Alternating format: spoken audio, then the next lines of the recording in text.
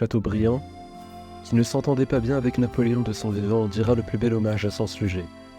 Au milieu des vents, de la pluie et du fracas des flots, Bonaparte rendit à Dieu le plus puissant souffle de vie qui jamais anima l'argile humaine. Et pourtant, dans l'histoire que je vais vous raconter, l'empereur ne s'est pas positionné du bon côté de l'histoire. En 1532, les conquistadors espagnols ont découvert la pomme de terre sur le continent américain. Mais ce n'est qu'aux environs de 1570 qu'elle a été introduite en Europe. En France, initialement, elle était principalement destinée à l'alimentation animale. Au cours de la guerre de 7 ans, Antoine Parmentier, alors prisonnier militaire, goûte pour la première fois la bouillie de pommes de terre et s'intéresse aux bienfaits de ce tubercule, à l'époque interdit de culture par le Parlement de Paris. Et les famines qui ont frappé la France en 1769 et 1770, l'Académie de Besançon a proposé en 1771, comme sujet de son prix, la recherche des substances alimentaires capables de soulager les effets dévastateurs d'une pénurie alimentaire. Parmentier a élaboré dans un mémoire qui a remporté le prix la démonstration qu'il était possible d'extraire de l'amidon à partir d'une variété importante de plantes. Suite à la diffusion de son mémoire, l'Académie des sciences, des belles lettres et des arts lui décerne une récompense et donne son autorisation pour la culture de la pomme de terre sur la majeure partie du nord de la France. En 1772, les membres de la faculté de médecine de Paris consacrent de nombreuses semaines à étudier la question et concluent que la consommation de la pomme de terre ne comporte aucun risque. Cependant, les terrains où Parmentier avait établi ses cultures près des Invalides appartiennent aux religieuses de l'institution, et confronté à leur opposition, il est contraint de cesser la culture de ces terres. Il rédige plusieurs écrits visant à promouvoir les bienfaits nutritionnels de la pomme de terre pour les humains, alors qu'à cette époque, elle était principalement réservée à l'alimentation des animaux. Son objectif était de lutter contre les idées préconçues qu'il a reléguées à ce rôle, à savoir la provocation de maladies telles que la lèpre et l'appauvrissement des sols. En 1779, Parmentier sort son livre « La manière de faire le pain de pomme de terre, sans mélange de farine ». Il reprenait ses essais sur l'élaboration du pain exclusivement à partir de farine de pomme de terre. Le processus est cependant difficilement viable, prenant jusqu'à 6 jours pour être réalisé.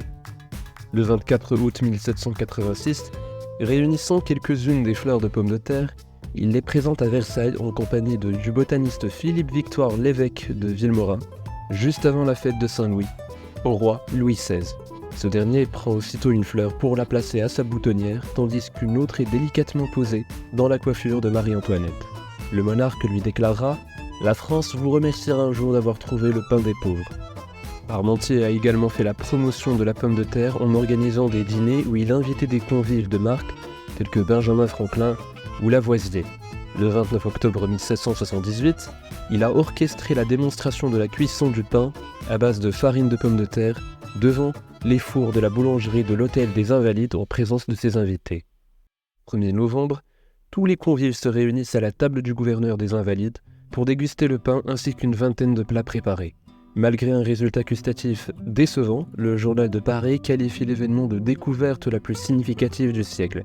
Cette opération de promotion donne à Parmentier l'opportunité de publier Le Parfait Boulanger ou traité complet sur la fabrication et le commerce du pain en 1780 et d'établir son école de boulangerie. Pour surmonter les réticences persistantes, la légende raconte que Parmentier a élaboré un stratagème ingénieux. Il aurait fait en sorte que des champs de pommes de terre soient cultivés et gardés la nuit par des soldats. Mais en réalité, ils étaient instruits de ne pas empêcher les gens de voler les tubercules. Cette tactique visait à créer une sorte de mystère et à susciter l'intérêt autour de la pomme de terre en faisant croire qu'elle était précieuse et sous haute protection. En conséquence, la curiosité des gens a été stimulée et ils ont commencé à planter et à consommer la pomme de terre, contribuant ainsi à sa popularité croissante en France. Grâce aux efforts de Parmentier, la culture de la pomme de terre a été entreprise de manière similaire au topinambour, considéré comme un aliment d'appoint ou de complément, voire même comme un produit de luxe, plutôt que comme un aliment de base, contrairement aux souhaits de Parmentier. Il avait réussi à en faire le légume de la cabane et du château. Durant les suivantes crises alimentaires, la nécessité mènera le projet de Parmentier, après sa mort, à l'aboutissement démocratisant la pomme de terre parmi les paysans. Cependant, cet enthousiasme croissant pour ce légume ne touchait pas les militaires français du Premier Régime. Bien que les soldats l'appréciaient, le tubercule ne figurait pas dans les rations réglementaires. L'empereur Napoléon dira dans ce sens une armée de mangeurs de pommes de terre ne pourra jamais battre une armée de mangeurs de blé. Ses futurs échecs militaires ne lui donneront malheureusement pas raison. L'histoire prendra finalement le parti de la patate.